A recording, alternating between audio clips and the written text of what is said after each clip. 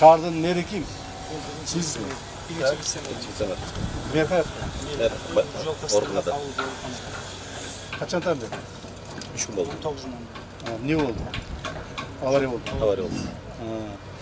Менде бир маалымат бар мына.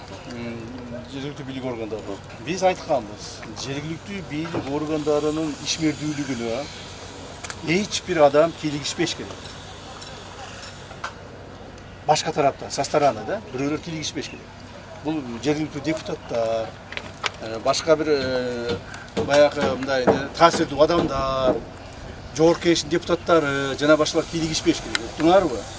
Предупреждаю, силерге дагы эскертип айтып коеюн. Себеби менде маалымат бар, База Коргон районуна мына Айбек Алтынбеков киришип атыптыр деген депутат парламентте.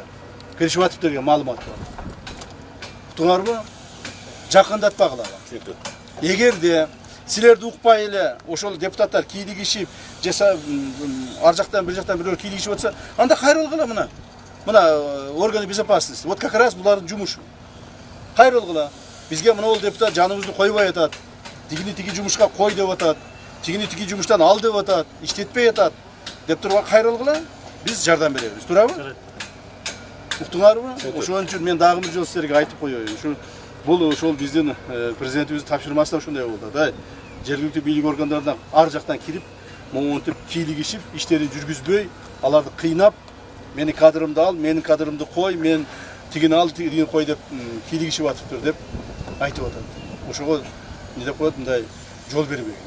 Макулбу? Силерден бир жактан сураныч, экинчиден тапшырма бул.